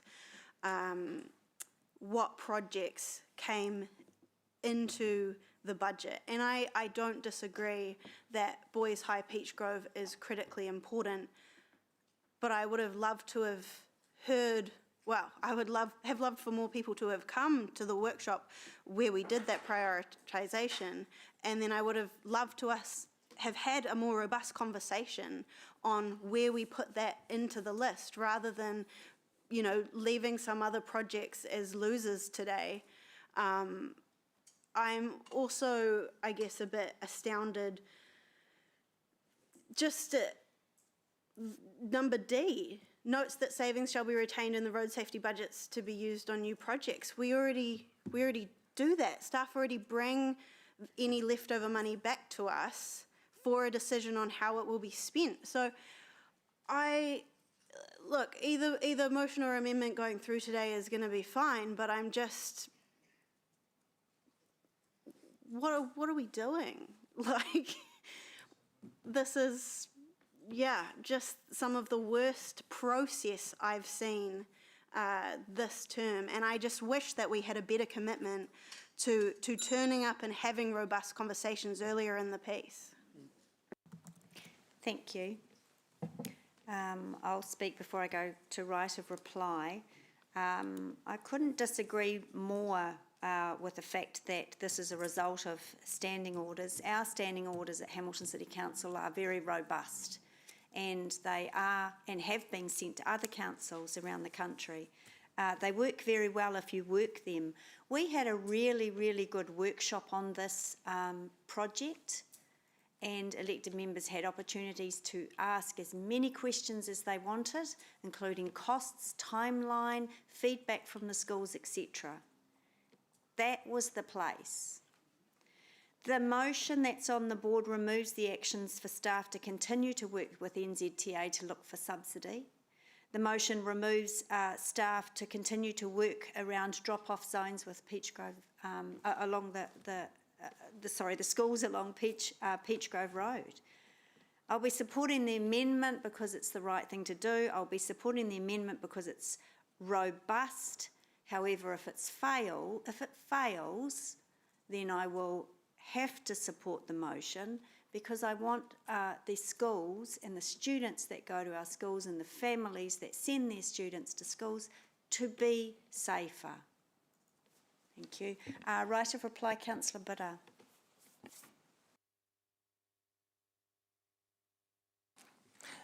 Baffling is a very good word.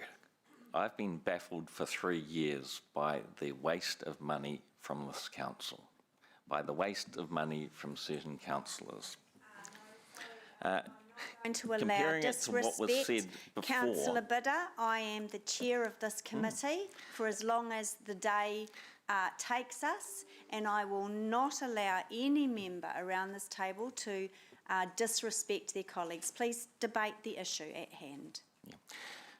Baffled is a good word. I am baffled today by how Councillor Louise Hutt got to insult us. Yes, yep, it's okay, that's a point. Are you raising a point of order? You don't need to, because I'm the chair.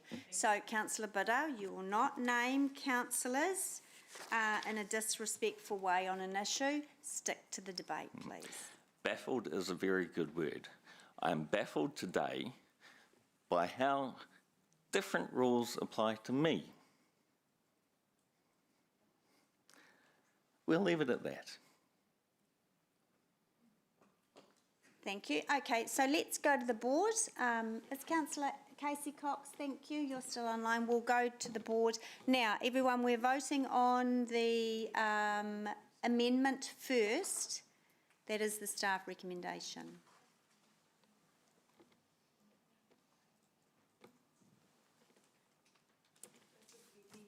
This is the amendment. That's the staff recommendation on page 20.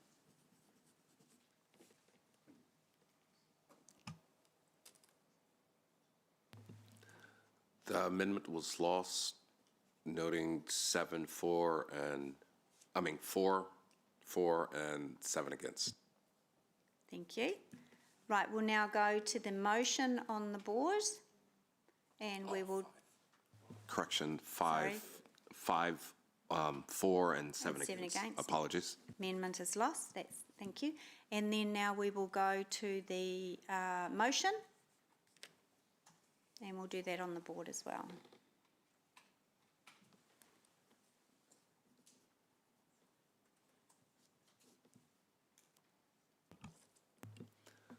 The motion was carried unanimously. Thank you, everyone. We'll break for morning tea till 11:45.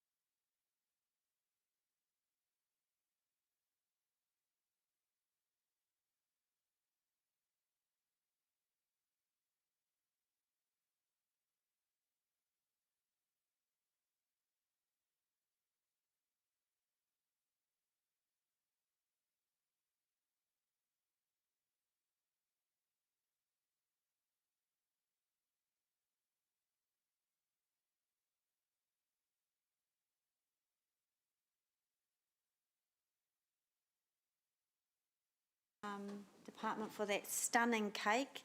I'd like to say that it was expertly cut by myself and Councillor Van Osten. Well, it was. And then it collapsed. Yeah, then it collapsed. All right, let's move on. Item 8, the Streetscape and Gateways Policy Recommendation to Council to adopt.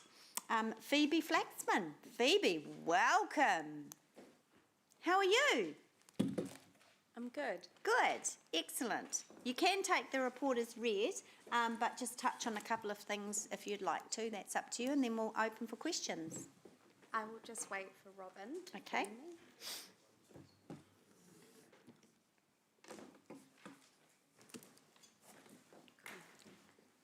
Good morning. My name is Phoebe Flexman, and I would like to take the report as read, and I'm happy to answer any questions. Great. Thank you, Phoebe. Questions, Mayor Southgate? Thank you for this really good report. Just wanted to so this is the policy that will underpin everything that we do, but have there been any general improvements to the gateways since we started talking about it, or is this, as no disrespect, is this as far as we've got? Is this, because we've been talking about gateways for years. So I guess the Waikato Expressway was the large piece of work that actually did provide some new gateways, but as outlined in this report, there hasn't been any additional funding to upgrade, and if elected members have gateways or other streets that they want higher levels of service, then that will require a funding decision. So that was, can I just check, my understanding of that was it's in the LTP prioritisation workshops, that's when it got cut, wasn't it, the extra money for, is that right? Yes, I believe so, because that's parts of the levels of service. Yeah. Where would the budget normally sit? Would it have to come back through in a future LTP, or yes, or through an annual plan process. Through an annual plan process. Has it been costed in terms of you've got this new policy? So is there an indicative cost of getting some of these gateways vastly improved? So the policy is the high-level principles of how we will identify and manage the gateways and how to manage streetscapes. The budgets that sit alongside that can be developed by staff as in what type of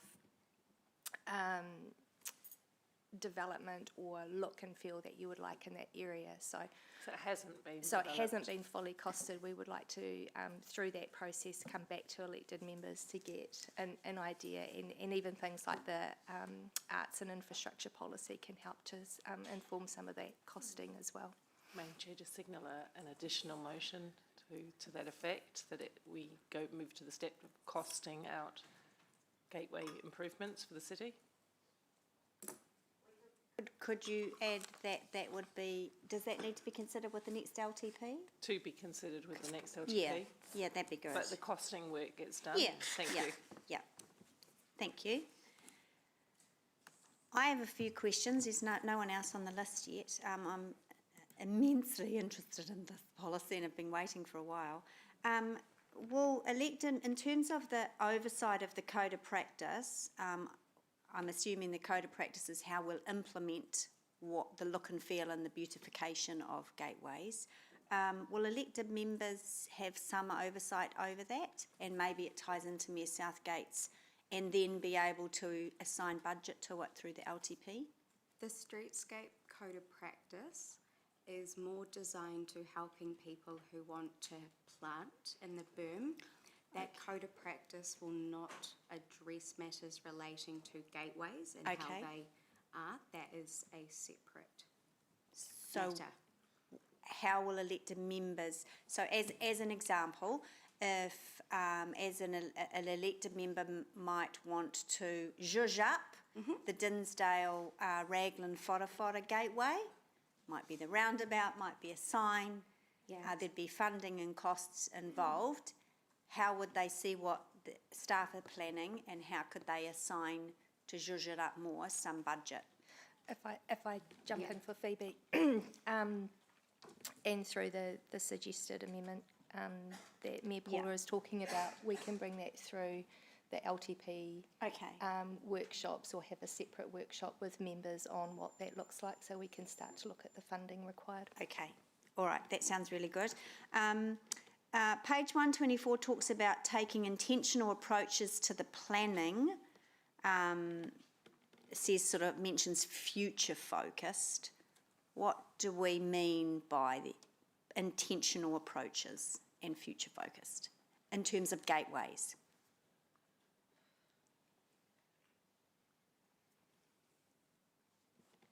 So I guess the intentional part is really to do with the latter part of that sentence, which is having a look and ensuring that we are looking at resilience, making sure that we understand the costs and all of that sort of thing before we jump in and do it. So it's having a well-planned process, understanding the right sort of species to put in these locations so that we're minimising maintenance, but also that they are likely to thrive. Okay, and in terms of, so follow-up question on that, in terms of billboards, the policy says that gateways will not be intended to incorporate promotional tools. So does that mean that the current billboards that are there will be removed? Again, that's a funding issue that we have. All right. But that could be included as part of that sort of thinking moving forward. Okay, so the position in the original policy remains. It has only been clarified, and it still enables HCC to have HCC kind of billboards, as in what you can see in Welcome to the City. So it still has all of that.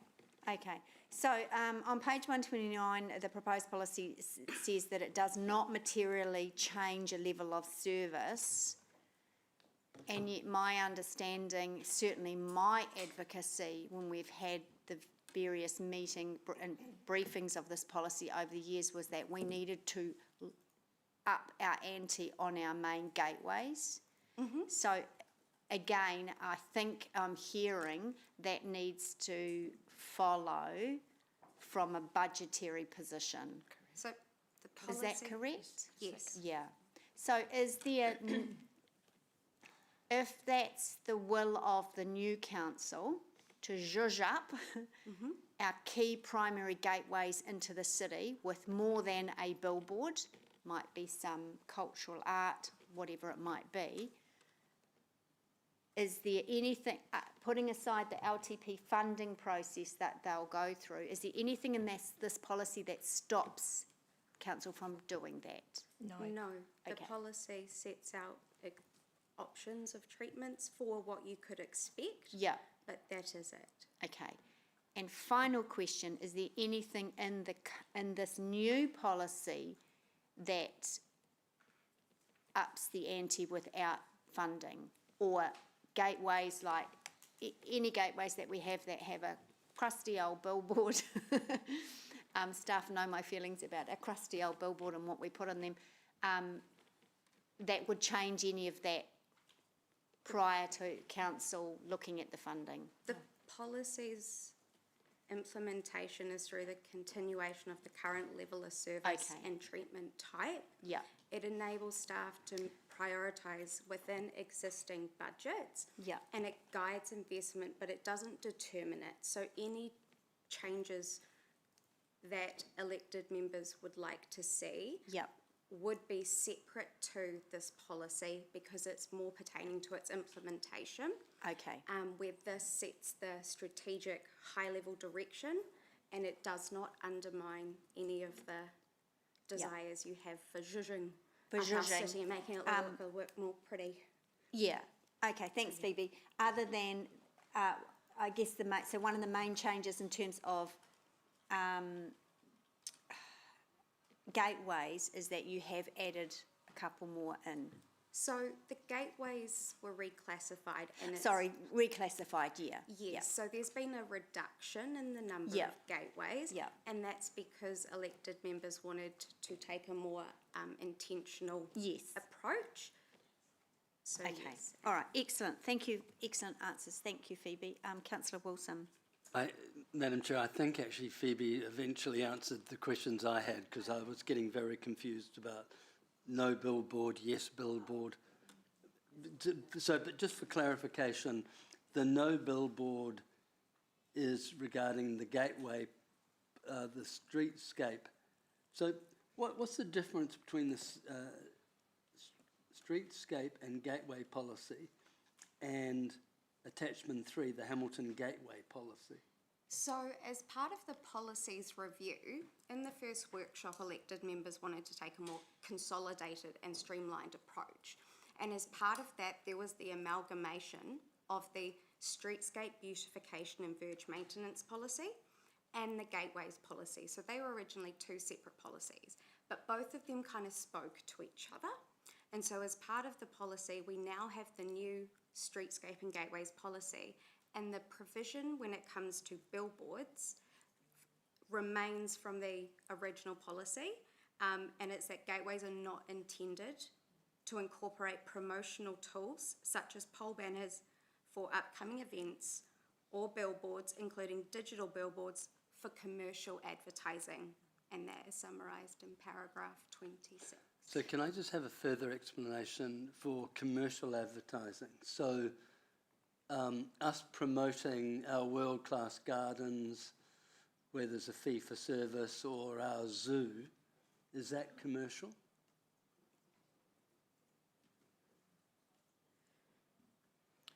I think it will depend on how it's worded. Yeah. So it's a Madam Chair, relevant point. I guess I'm making my point, right? So Yep. We would like to have those signs that say welcome to Hamilton, you know, the zoo, welcome. That's the intent with the billboards, that we still have those. So if I may, Madam Chair, so having now reflected on that, is the wording you're suggesting us sign off in this new combined policy correct? Because since we would be promoting 2 assets that are commercial, I'm not sure if that's what you mean. I think you might need to reword it. Tanya, do you have any thoughts on that? Sorry, apologies, I was just trying to find the section in the policy attachment. So the attachment 2, just to clarify, are the old policies. Attachment 2 and 3. 2 and 3 are the old policies. And the new one. And the new one is under attachment 1, which is a combined policy.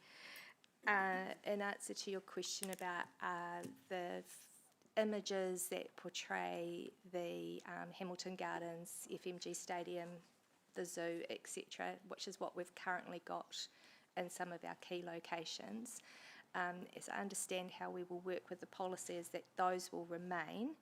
I think the commercial intent is that it's not advertising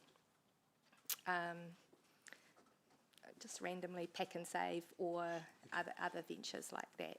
If you need us to strengthen that wording, Councillor, we can do so. Yeah. Madam Chair, page 139 under the heading Gateway, particularly item 40, in my view, is misleading and not for purpose. It says 40, gateways are not intended to incorporate promotional tools. 40. Well, can I suggest any billboard promoting our zoo or stadium or gardens is a promotional tool? It's also a commercial activity. Yeah, okay. So it needs to be that it's to be, my thought would be that staff would have written something that talked about that these will be used to promote council's activities and because that's the purpose of them, right? We're welcoming people to the city. Yeah, so we can, if, I'm not sure of the process to do in terms of the recommendation. Put a motion, we could, yeah, we could. Yeah. To amendment item 40. Yes. Yeah. Yep. Yes, Councillor Wilson, we can do that. We can, if you just give me a moment, I can quickly change some wording so you know what we'll change it to. James has got subject to additional paragraph, commercial promotion. So it's clarifying the commercial promotion being that it can promote council activities but not other commercial. Excluding council's own facilities and events. That may be more sensible. Yes. Because that's exactly what it should be doing. Yeah, okay, that sounds good. Hey, you could have All been a right. teacher. There we go. So we'll put that motion up on the Because board. without it, you've excluded the Moved very by thing it's supposed to be Mayor doing. Southgate, and I will second that one. That's great, thank you. Okay, there are no other questions, so that's quite clear there. There's the, where's the LTP bit? Oh, sorry, is in C, for development of the next long-term plan. Well done, Phoebe. I know that was your first time here, so you did really well. Thank you. There we go. So that's covered off both things. So Ms Southgate, as the mover, would you like to debate? Thank you, I would. Thank you very much for giving me that opportunity. And thank you for the work of combining two policies that were in some ways overlapping and bringing them into one place and working together about amenity provisions for gateways and other parts of our city. So I'm really happy with that. Support the amendment that Ewan has made the point that we should actually be promoting ourselves. I have to say, don't take this as a criticism, but I can't help but be a little bit disappointed in how long it can take to actually get improvement on the ground with this one. We've been talking about this since Mayor King was the mayor, around the need to have a vibrant, modern gateway to our city. And look, EMs have had a hand in this delay, so I'm not blaming this on staff. There's a famous saying that you can't make a first impression twice, and I believe that. And this is our opportunity to look like a city that's exciting to come into. And when we consider our event strength and the number of events H3 are putting through, it's extraordinary the work they're doing on quite a slimline budget to promote our city. But people do have to come into the city somewhere. And what they see is a shabby, as you've said, the shabby signs that are reminiscent of the late 80s, saying nothing good about the city. That's got to change. This is not just a frivolous piece of amenity. This is a core piece about marketing our brand as a modern city that's worth visiting. Thank you, Madam Chair. Kinder, I'll go next. We've been waiting a little while for this, but I think on the list of priorities and the work that the organisation has had to do, I understand the delay. This is something that wouldn't really sit on the high list, the top of the list of priorities for Hamiltonians, I'm sure, until they re-enter the city and they, through a major gateway, and they see some weeds and they see an old, dusty, old, shabby billboard. So I encourage the new council to invest appropriately particularly to our primary gateways. I'd like to not have billboards. I think that's the lowest in terms of pecking order on how you mark a city's entrance. My preference for our primary gateways would be through art, through planting and through other welcoming entry treatments. But this would require a commitment from the new incoming council for funding. It's essentially the welcome mat, whichever direction you come through into our city, and many of us want that welcome mat to exhibit pride like Mayor Southgate has indicated. So I will look forward to a new council delivering on that commitment. Councillor Naidu-Rolfe. Thank you. I think our gateways provide an opportunity to market our city better, and yes, there will be a conversation in the long-term plan and annual plan discussions, but just wanted to quickly point out that our facilities all have budgets that are independent of the machine of council, and all of those have marketing budgets. And so this policy actually allows our facilities like the gardens and the zoo, the museum, the stadium, to actually use some of their marketing budgets in the gateway positions. So it's not excluding that. Thank you. Yeah, thanks, Madam Chair. Look, I recall over the last couple of decades multiple times when the city has tried to embrace with new signage gateways promoting particular initiatives. What I believe is the most impactful is a call to action. And so that does actually mean promoting a particular activity or a particular destination that a driver would be made aware of. And I can't help but think of our world-class gardens and obviously the zoo, hopefully one day with the zoo with accommodation and sporting events. I think that is the purpose of a gateway. Art is fine, it's attractive, but it isn't a call to action, right? And I think this city currently needs more call to action than just a feeling of arrival. It needs both.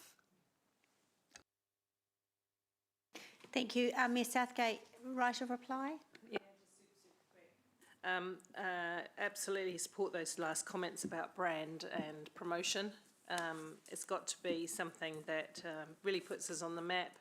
And you can see successful examples of this up and down New Zealand, even in small towns. You know when you've arrived in Tokoroa, you know when you've arrived in Taupo, for example, and what they're about by the sense of arrival, and what they've got going on is quite obvious.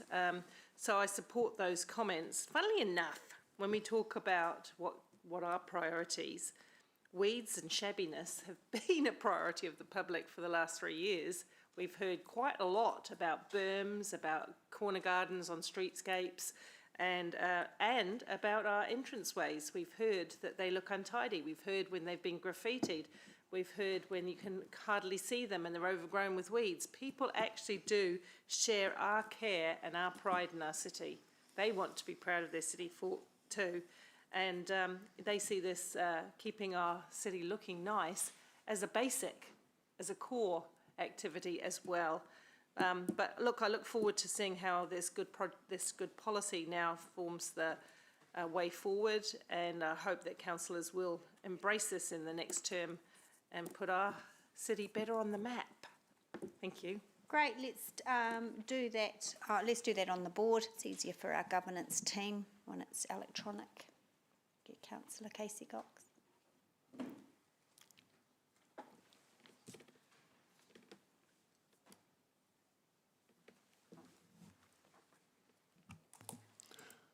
The motion was carried 11 for, 1 against.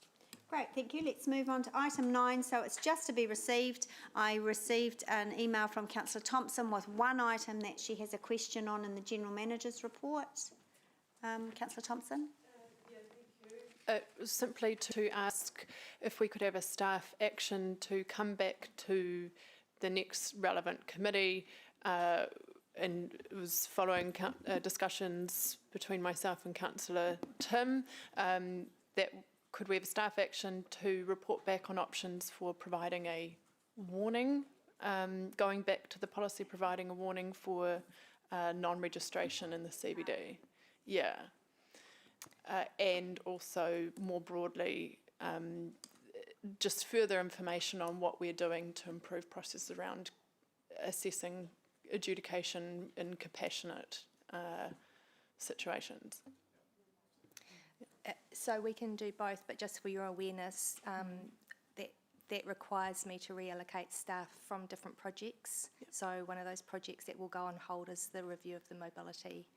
I'm happy to defer the timing of it until there's staff capacity. So it's because it's not a motion; it's a staff action. So I don't no intention to defer work. It would be when then just there's availability to... Yeah, happy to do that.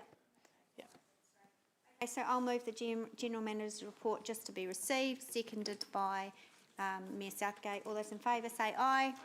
There are none opposed, that's carried. Thank you. I'll move that we go into public excluded. Seconder, please. Thank you, Councillor Van Austin. All those in favour? There are none opposed, that's carried. Sorry, James, I did your job for you. All right, just give it a moment to come off live streaming. Thank you for